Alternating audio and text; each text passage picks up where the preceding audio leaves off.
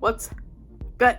So today, basically, I'm going to be telling you guys about the time I almost lost my life while attempting makeup, because I don't do makeup that much. So we'll see how this goes. So before I begin my video, I just want to say that it's always smart, ladies and gentlemen, to prime your face, do something for the skin before you apply makeup on it. Now with this makeup tutorial, I'm not going to be applying that much makeup on it because, like I said, I don't even own that much makeup. I'm not a makeup person, guru. I'm doing it to pass some time. So I am using this Sephora, I don't know how to pronounce Caudalie. I'm assuming, I don't know, but I'm using that. If you guys can see it, you probably can't. It really doesn't matter. But it's from Sephora. And I got it as one of those like free birthday gift things. But anyway, I'm using that to exfoliate my face and to, get my skin hydrated before I apply this horrible makeup on it. Starting with the story. So, senior year of high school, I was going to get my wisdom teeth pulled. I was dreading it, but I was having horrible pain and it had to happen. So I bucked up and said, yes, let's just do it now as opposed to wait. So I told my doctor that I needed to do it way before I was going to college, but also I needed enough time to heal so I had enough time to do my testing in high school, which was my IB testing. If you don't know what IB is International Baccalaureate. It's basically AP classes, but a little bit more advanced. So I got one of my wishes. I didn't get it done right before move-in for college, but I did get it done the week before testing. So that's the only time they could put me in. Whatever, we did that. Another pause. I'm sorry to pause again, but ColourPop. I'm using this ColourPop concealer. I don't know if you can see it, but yeah, it's okay. It's a pretty decent concealer. However, the applicator broke. So the brush head is like in there somewhere. And one day I just opened it up and it was detached. So I don't know how that happened. I don't know why, but it's kind of sad. When I bought this, I didn't think that was going to have to be an issue. That was never an issue before with any of the other concealers I bought from other companies. So I was just kind of sad. So at ColourPop, your products are dope, but this is kind of like sad and heartbreaking, just so you know. Okay, moving on. Where was I? Yes, so I had my appointment set for during my testing. So the day comes, I'm not really excited, but I'm like, I have to get this done. So we go, and my grandfather and my grandmother take me to the place, and I'm longing for this day to come, and it's finally here.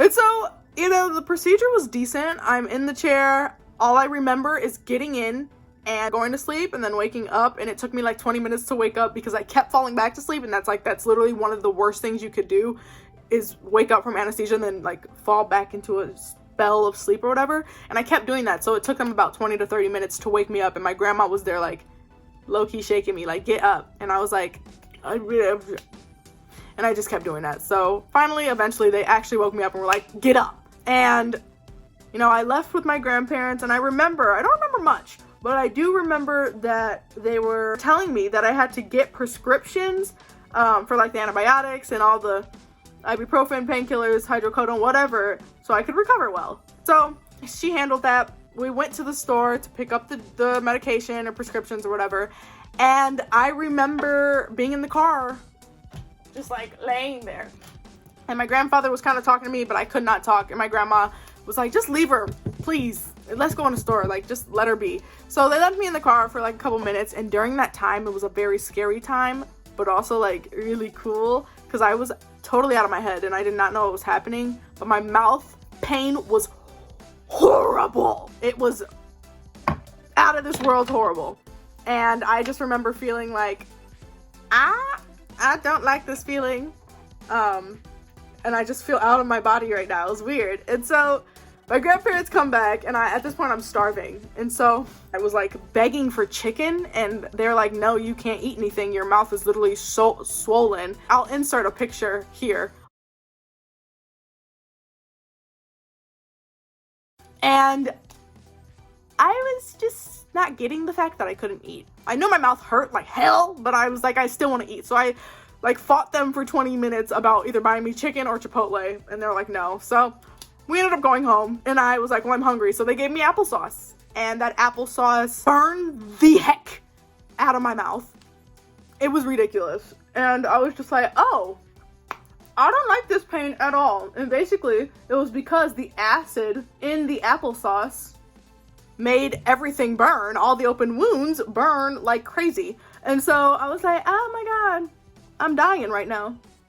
And so they took the applesauce away. But then they gave me soup, which was good. My grandma made homemade soup, and that stuff was fire. It is fire whenever she makes it. So that was good. But I was like, I just want to eat actual food and not just soup and broth and stuff. So I was eating soup and broth for like a couple of days, and then we transitioned like one should during mouth surgery to solid foods, which was really good.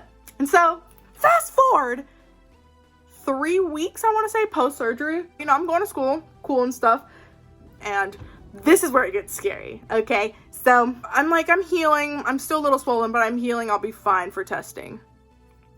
No. So I literally was in my second period class, and everything was good on just one random day. I would say like 3 days before testing was to begin.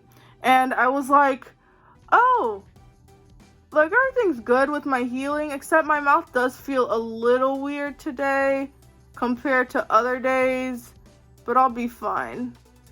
And it was okay. Like I felt a little weird that day, but it ended up being fine. And so I go home, and my mouth started to hurt really bad again. So I had been taking the ibuprofen and like the hydrocodone and stuff to keep the pain down, and it was like all good. But that night my mouth was hurting so bad. So I took hydrocodone, and in the morning I remember feeling like the throbbing and like really bad. So I got in the shower, I ate some food, and then I took ibuprofen. After I took the ibuprofen, you know, I'm getting ready for school, and out of nowhere, I get so dizzy, like I'm about to pass out. And I just start like eyes rolling back, and I'm like, Mom, and she like hears me like calling her name all weird. So she comes in, and I like pass out on the ground, and she's like, ah! And I basically saw my life flash before my eyes. This isn't even the big part. Like, wait for it. So I saw my life flash before my eyes, and I was like, I don't feel good. I feel like I'm gonna puke. Luckily I didn't, but it was like rough. It was really a weird out-of-body experience, and I passed out from all this stuff. So my mom's like, okay, so we're gonna calm down on the pain medicine for a little bit, because I don't know if you're like real allergic to it or whatever. And I was like, I think I'm okay. I just don't feel good. So, you know, we didn't know, and I was like, I'm just gonna take a day off. And by the end of the day, I felt fine, but I didn't go to school that day. The following day, I go to school, and again, first period I felt okay, and by sixth period, my swelling had gone from normal, pretty much normal face Imani healed, to my left side being back to when I first got the surgery done. No joke. And at this point, my mouth, I couldn't even talk. I'm talking like this. It hurts so much. All my classmates are like, are you good? Like, you looked like this like a couple weeks ago, but why do you look like this again? You didn't look like this morning. My best friend is like, dude, call your parents. My teacher's like, you go to the nurse. So as I'm walking to the nurse, I call my mom, and I'm like, Mom, this is not okay. My mouth is like swollen again on one side, horribly. I can barely talk to you. And she's like, what? And it just so happened that day she didn't have work all day. So she got off early, and she's like, okay, well, what I'll do is I'll get your grandparents to pick you up from school like normally, and we'll all meet at the orthodontist, and I'll do like an emergency appointment with them. So we weren't sure if we would able to be seen by the orthodontist, but luckily we were. And we get there. I'm messing up so much on this. Ugh. So for some reason, I could not do this side good at all while talking. It still came out pretty bad, so whatever. But anyway, so where was I? Oh, we go to the orthodontist, and at this point, my mouth is just ridiculously swollen. I feel horrible. I feel like I'm gonna pass out, and I'm just upset because I don't know what's happening. We're all just like, why is one side of her face swollen again? And I was like, and so the doctor's like, oh, let's go get some x-ray scans. It's probably not a big deal, but let's go see. So we go, they start doing x-ray scans, and I'm just standing there like one side gross and stuff. And after the x-rays, we're like, okay, so now what? And they're like, well, we see like something's happening that's not right. So we're gonna get you in the room, in the chair with orthodontist, and he's gonna do emergency surgery. And I'm like, what? And he comes out as the nurse is saying that, and he's like, hi, how are you feeling, Imani? And I'm like, not good, like my mouth and my... And he's like, okay, well, there was something wrong. We're gonna have to put you in immediate surgery right now. And at this point, my heart drops, because I'm like, what? Like, I'm healed practically, I thought. Now my face is big again. Like, what could be wrong? So they rushed me into the room. I was just sitting there, and the nurse comes in with a needle this big, okay? This big. I see him do all the procedures and stuff to prep the needle.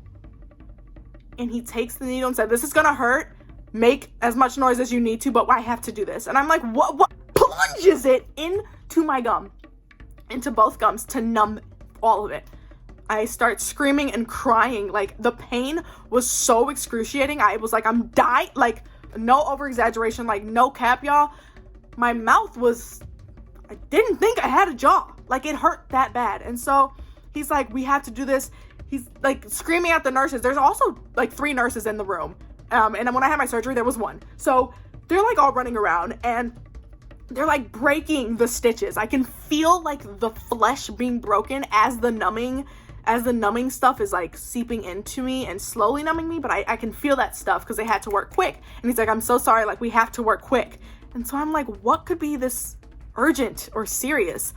And he is like, it's okay, Imani, just we'll talk after, like just try to relax as best as you can. I know that's easier said than done.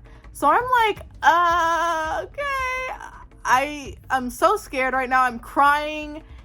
Also, you know, like with wisdom tooth surgery, the rooms are small, so like my family couldn't be in the room with me.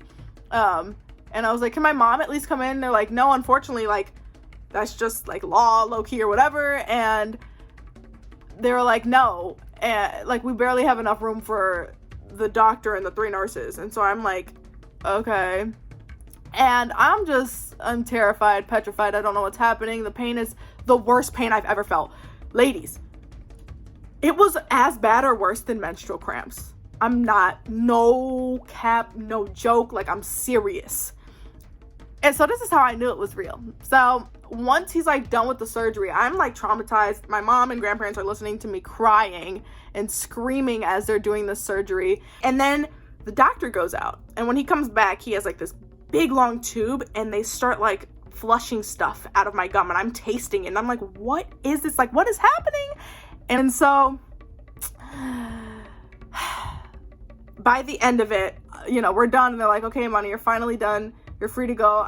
It was super dramatic, like a Grey's Anatomy scene. I run out of the room, and my family's all there, and I just like go into their arms, and like I'm still crying, and they're just like, so what's up? And the doctor brings my mom to the side and like, can I speak with you for a sec, miss? And my mom's like, yeah, like what's up? And I was like, can I come? And they're like, I would rather just have your mom for right now. And I'm like, what is happening? Like, what is this place? My mom comes back, and she's just like, I could tell she ain't the same. Like, she's kind of just petrified.